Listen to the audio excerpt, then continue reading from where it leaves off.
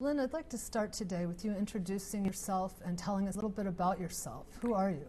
Okay, well, I've been a criminal defense lawyer in New York City for 30 years.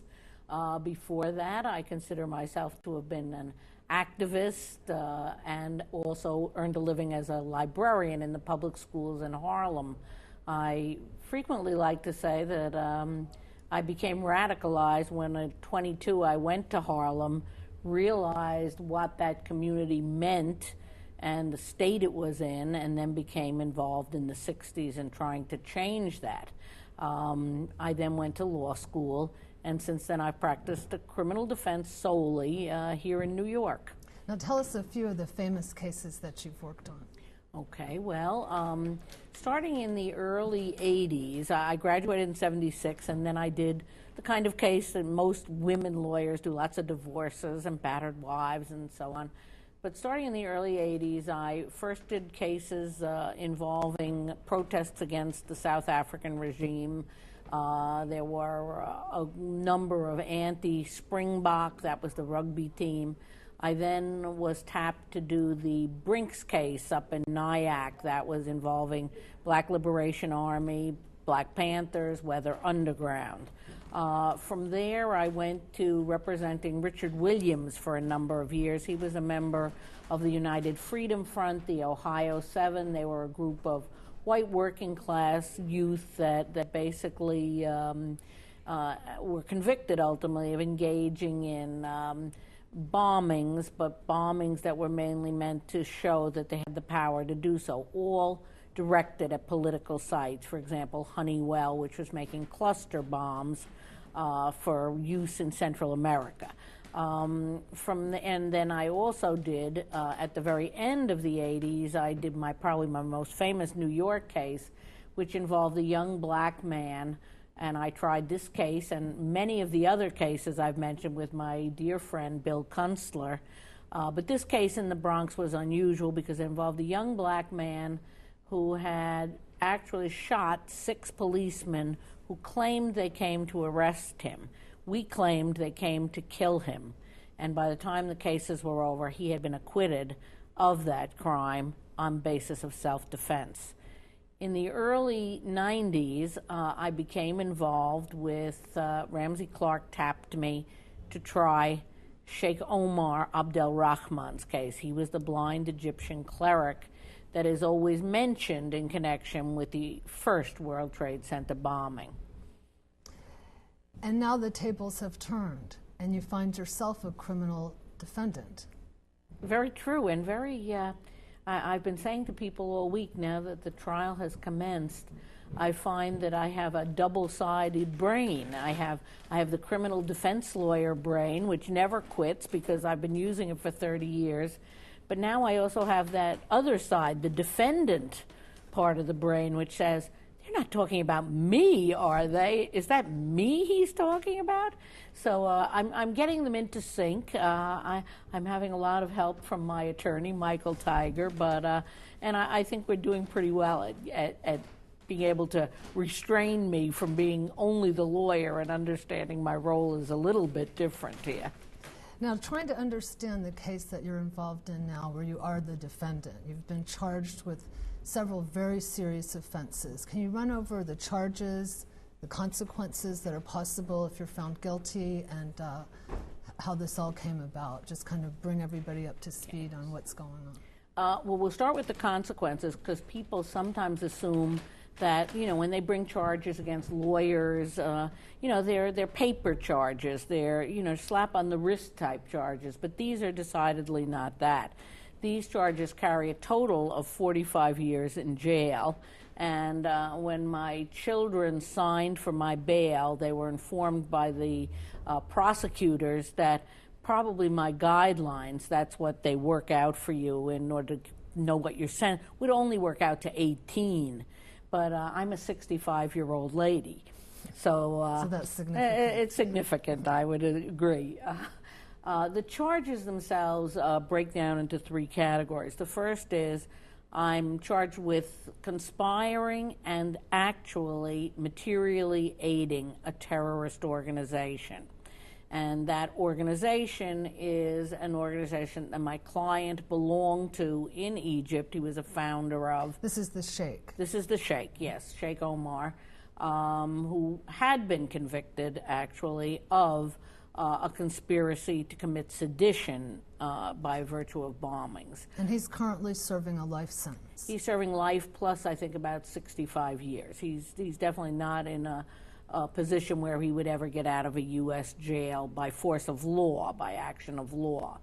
And so the first count is based upon, in the main part, a press release that I made on his behalf in the year 2000. Well, let's make something clear. The Sheikh was tried in 95. Right. And he was convicted. Right. But you remained his lawyer right. post-conviction. Yes. We actually were a team. There was a team. As I said, I was recruited to the case by Ramsey Clark in late 94. The case was tried for 10 months in 95. He was finally sentenced in early 96. All three lawyers that had been his team at trial stayed on the case for the purpose of the appeal, but also for the purposes which eventually came to be after the appeal 2 years later had been decided against him and the petition for cert had been decided against him. We all stayed on the case nonetheless because he was a man of many needs. He was infirm, ill.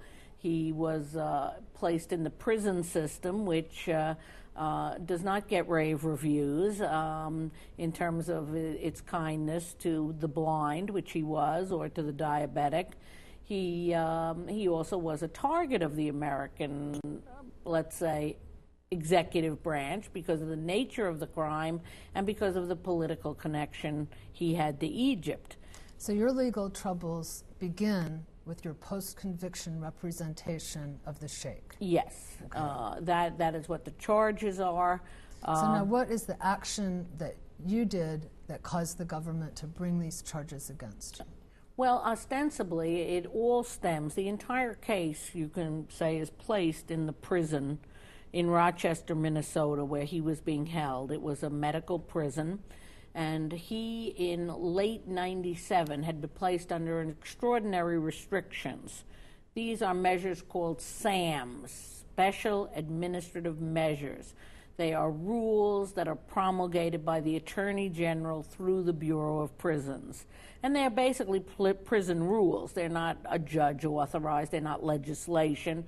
They're prison rules, and they're placed on persons they wish to silence, to whatever degree they wish to keep them silent. Or for whatever reason? I mean, does this range in terms of the type of defendant? Is it always someone who's been convicted on a terrorism? Or? No, as a matter of fact, it's been used on a variety of people, including people that maybe you and I would agree should be silenced because they were making phone calls telling their cohorts to murder an informant or something along that line. Right, it could be for a variety. Reason. Yes, it's a safety thing. It's a safeguarding thing. But unfortunately, when it steps over a line into the political arena, and it was clear to us that the Sheikh posed no threat in the usual criminal sense. The threat he posed is that he had a politic and he had a political message he wished to deliver. They, of course, have substituted the words that I used, he had a politic and political, for terror and terrorist. And with that, they accused me based on a press release that I made. When I said he was silenced, I mean he was to have no communication. I believe the U.S. Attorney in his opening statement said, "We locked him up and we threw away the key."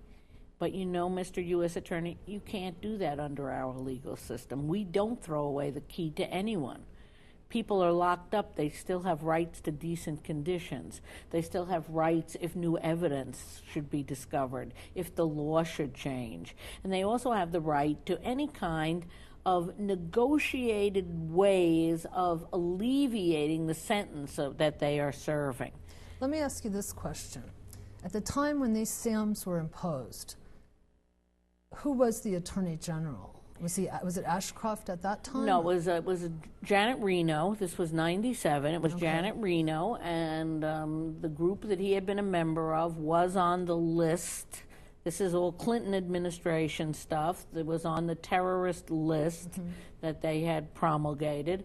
But this is such a political decision, and so much a part of, I always say they have a perfect right to make these decisions for national security, the executive branch. But they can't make those decisions for individual citizens. We can't be told you cannot be a part of X group because we consider it dangerous. They can say to you, this is a dangerous group, you should be careful about being part of that, but they can't prohibit you. That's part of our fundamental rights. But in this case, they decided that this man who had been convicted would be cut off completely isolated in this prison in Minnesota. And so basically, you've been accused of violating a prison regulation. Yes, but the manner in which they're claiming I did it, because they claim that by violating the regulation, I then aided the terrorist organization. By violating it, you signed an agreement that you'd abide by it. Is this correct? Right. And then they say that you violated it. That's a different charge. That's the lying to the government portion of the charges. So that's another one of the three charges. The third charge is defrauding the United States government, and people invariably say, what, it has money to do? No, it has nothing to do with money. It has to do with the fact that they claim that when we were on our visits and we noticed the guards listening to us, Ashcroft said she then tried to distract the guards. Well, my rejoinder has always been they weren't supposed to be listening in the first place. I was protecting what I thought was a sacred, confidential attorney-client communication. And when I see guards listening in, as I have done for 30 years, I alert my client. I also do things to stop the guards from listening in without having them terminate our visit for whatever reason. Because if they did listen in, then the bond of confidentiality would be broken. That's right. The reason. Little did we know, however, that the government was taping everything we were doing anyway. Now, before we get into the surveillance part, though, I just want to go back about one aspect here. Ashcroft. Yes. Why is he so personally involved in your case? Because I read that he had come to New York for the press conference to announce your charges, and subsequently gone on the David Letterman show to further... It's remarkable, isn't it? It truly is. And it's remarkable for me, who've been in this business, end quote, for all these years. I personally think that in April of 2000, this is 6 months after 9/11, they had gotten all this legislation which gave them virtually unfettered power. They had the Patriot Act, they had the Homeland Security, they had everything. And what did they have to show for it? Nothing, virtually nothing. They had John Walker Lynde, who had been arrested in Afghanistan. They had Moussaoui, and that was it. So he needed something to rev up this engine once again, that we are all to be afraid of terrorism. There are terrorists on every street corner. Just look around you. So this case had just been lying there since 2000. It wasn't even a case, but I think they focused on it and said, we can get some mileage out of this. Well, that was my next question, before we get to the surveillance issue, because that's a very important sort of complex part of this, is why the time lag? Because when you start to say the years, you keep reminding yourself, no, this is 2004 now. Right. So why is there this time lag between the time when you've been accused of having breached this agreement about the SAMs and when you were charged, first indicted? It's probably one of those political questions we'll never know the answer to, but I can give you a few theories, one being that they really knew that this was not dangerous per se. They knew that even taking the press release and taking whatever my co-defendant is accused of, phone calls he's accused of making, nothing had happened. There had been no violence in Egypt since 1997. So it was not truly a threat to national security. They allegedly have now put out at the trial that the reason they didn't arrest everyone was because they wanted to keep open a window of intelligence. They wanted to go on listening to Ahmed Sattar calling Egypt from Staten Island, and they wanted to listen to me in my meetings with the Sheikh to see what he had to say Let's in also terms have of matters. a brief explanation that you're not being tried alone. Right. You have two co-defendants. Yes, the one I haven't, one was our interpreter. If I'm 100% innocent, he's 200% innocent. He basically was a graduate student who signed on after much cajoling because he was so excellent at what he did, and remained the Sheikh's interpreter, never did anything that he wasn't asked to do. And his name is Muhammad Yusri.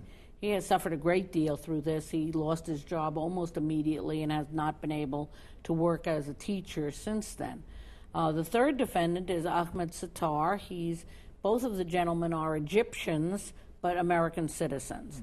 Ahmed lived in Staten Island, worked for the United States Post Office, and had 4 children, worked 2 or 3 jobs along with that, but the government wants to characterize him as a postman by day and a terrorist by night. Now, what was his job in connection with the Rahman case? He had been a court-appointed paralegal.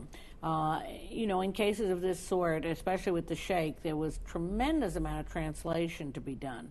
And it all had to be done orally because the Sheikh does not read. Blind. He is blind. You would have had someone had to put it in Arabic Braille in order for him to have it in any other form. So as a result, we had 2 or 3 young men who basically came in and translated tapes, etc. He was compensated by the court. He was appointed by the court. And then by the end of the case, he sort of became our unofficial paralegal. Even though he was no longer being compensated, he was the one that remained the link to the family. He was the person who, we could go to if we needed to go to the community for something, the U.S. community. Right. He was our contact with those outer things. And we all used him. This is why it's a very complex case. Very because complicated. The 3 charges against you are not the exact same charges as there are against the other 2 defendants. Exactly right. So this is what creates this complexity, and they didn't care to sever them, obviously. No, we had asked for severance. The 3 defendants, even though we're close to each other, we realized that our legal chances would be improved by a severance, by a separation. Because so it's the jury very could confusing. Yes, a jury is going to have trouble saying, I have 3 cases, they were all different, I have to think about them all differently.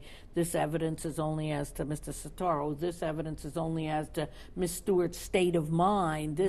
So it is extremely complex, very. And then when you add in the additional elements of the defense, which is I was a lawyer, I was doing what a lawyer is ethically required to do, it becomes even more complicated. Well, let's talk about that a little bit, because I know that the American Bar Association, which is, of course, the biggest professional organization for lawyers, does have rules of professional conduct. Yes. And in terms of the lawyer's duty to their client, I believe, correct me if I'm wrong, that it's to not only advise them in terms of legal matters, but in terms of any economic, social, or political matters relating to their case. Isn't that the wording? Yes, it's a very broad swath that this cuts.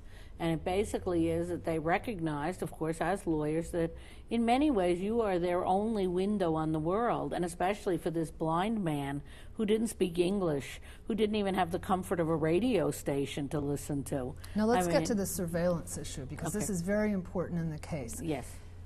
Tell me, when the surveillance began, when did you realize the surveillance was happening, and why did they have the right to have surveillance over an attorney and their client? This is something very difficult for people to understand.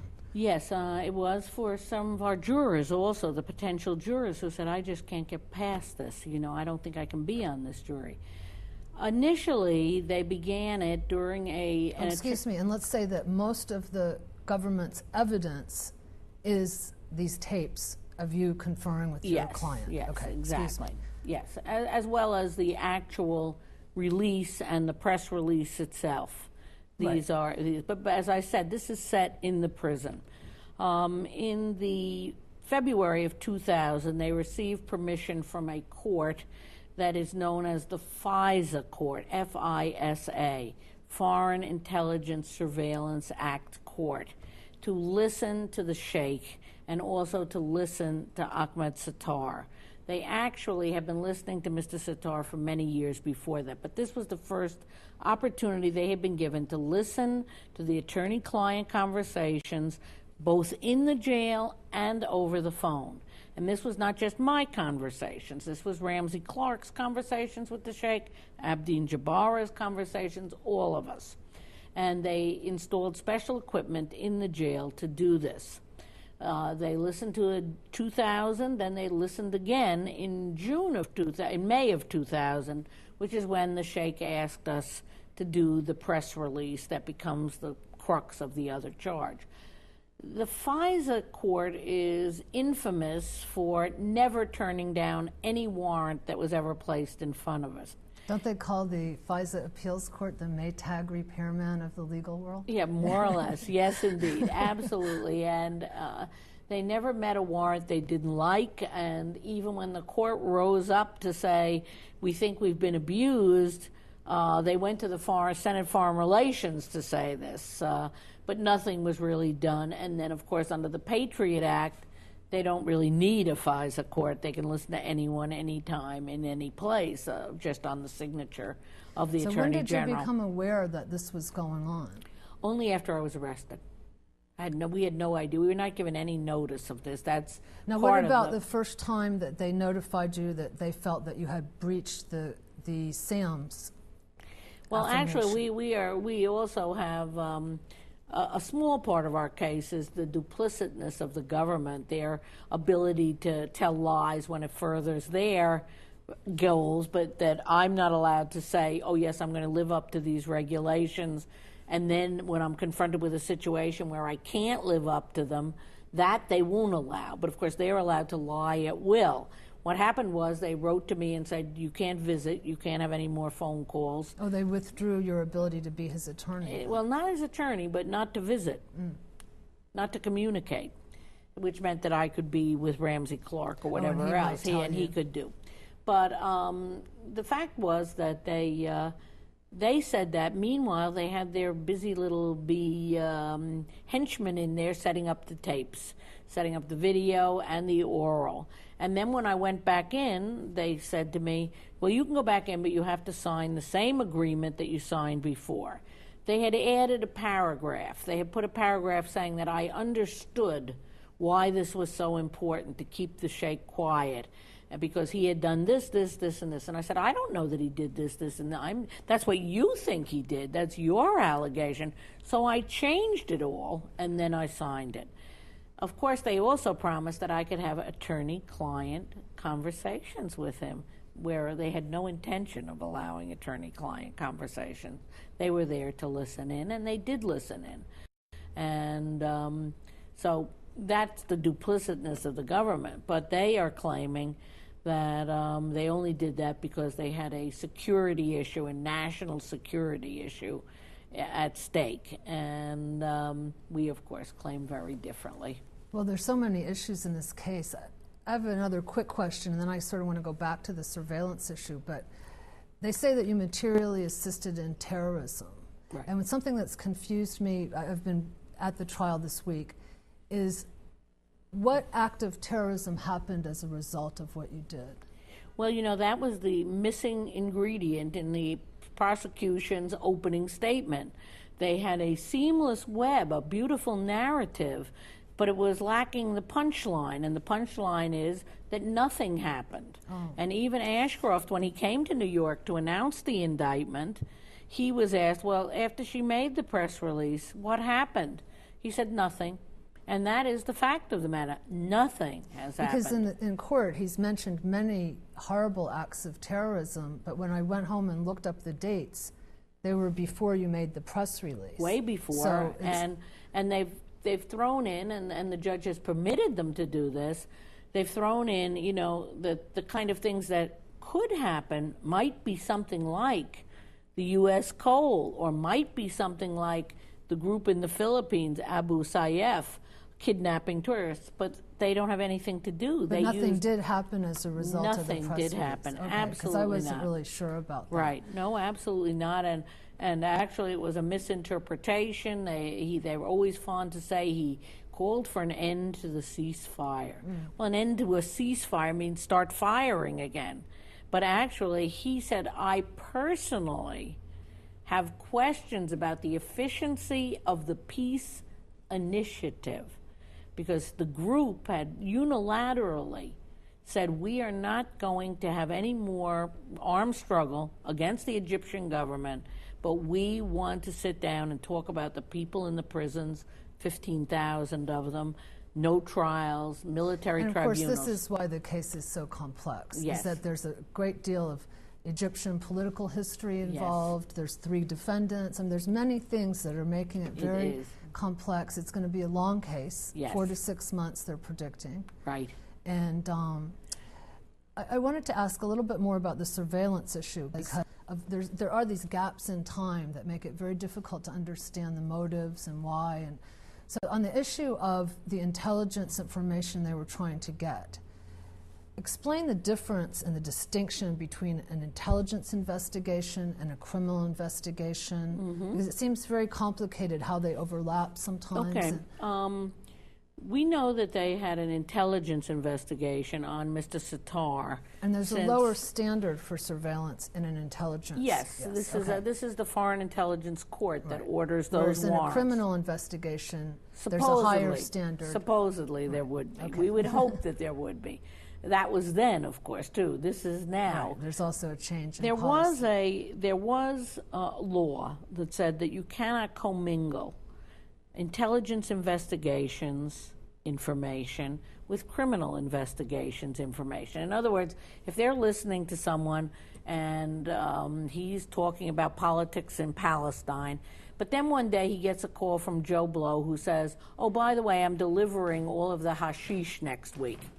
They can't take that information in the old days and say, here's a criminal case for you guys, go get him.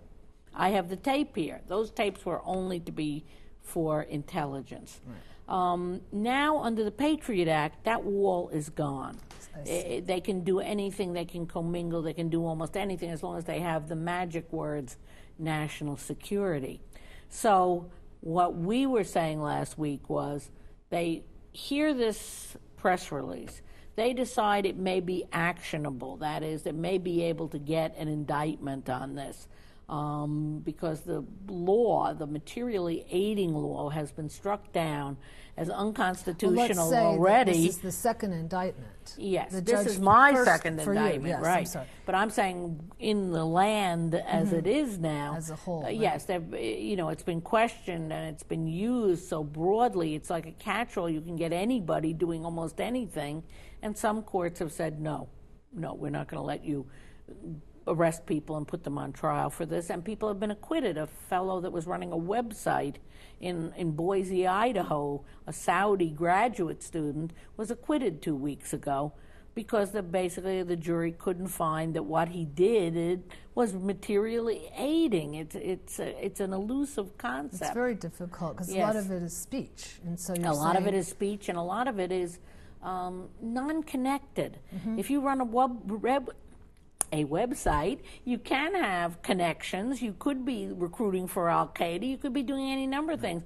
But basically what you're doing is running a website, and they have to prove that it connected somehow on the outside. So too with my press release, and you put your finger on it, they have to connect this to some kind of terrorist activity, I think, to satisfy a jury that this should be a conviction, that this should be a guilty. Now, I want to turn a little bit to the personal. I mean, it's a difficult, complex case, but I think we've got the structure of it pretty well explained. I'd like to talk about the consequences. We talked about the potential legal consequences should you be found guilty, but I'd like to talk a little bit about the consequences regardless. How is your practice going? Yeah, well... what about your family life, your financial life, that type of thing? Well, my financial life is at an all-time low, I would say, but we're managing, and we've been through adversity in our lives, and we're old troopers at this, so that's not the most paramount of our concerns. Family, you know, we have a lot of kids. We have 7 altogether, and they are all taking it very differently.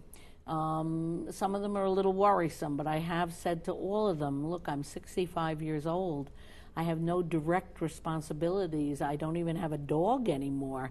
So where should I be but fighting this fight? What would you prefer for me to do? This is, I think I said in a recent interview, this is where I'm supposed to be. This is what I'm supposed to do.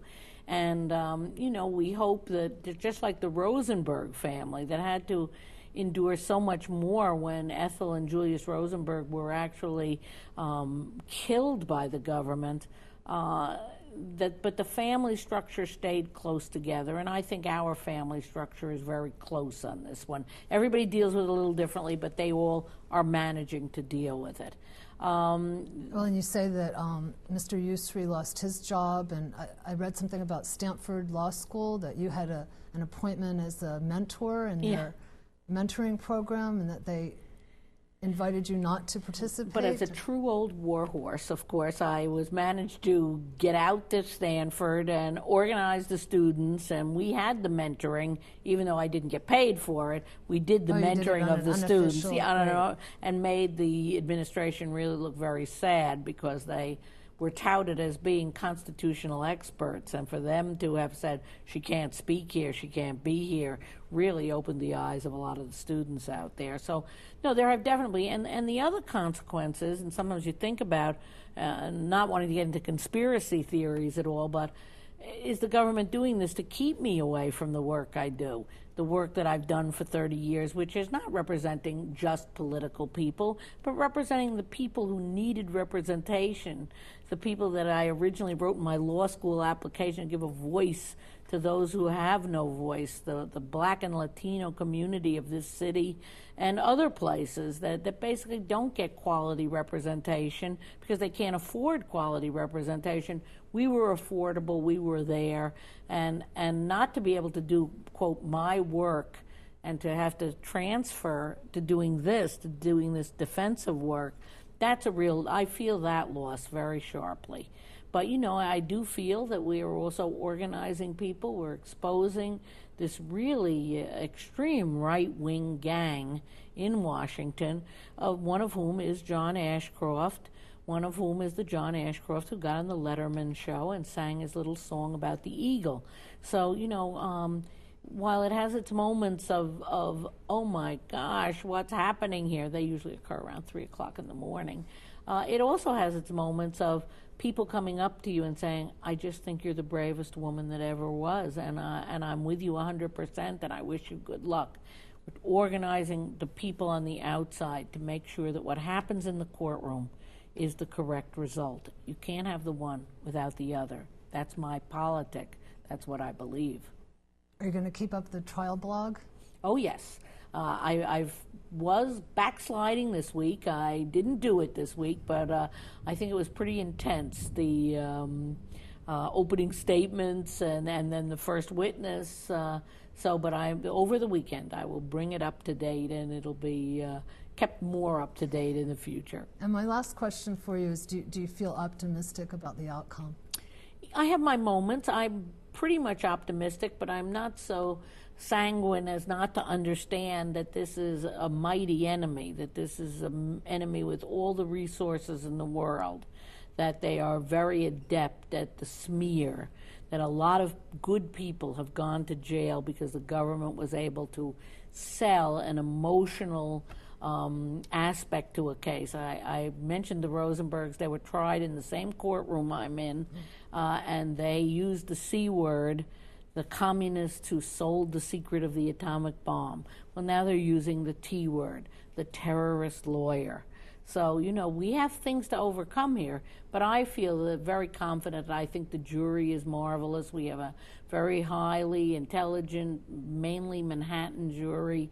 I think they can hear the arguments. They can hear Michael Tiger, and they will be able ultimately, when I testify, which I'm looking forward to doing closer to the end of the case, months from now, they will be able to hear what I'm saying too. And is there anything else you'd like to add? Just that we're anxious if people need a summer vacation in New York.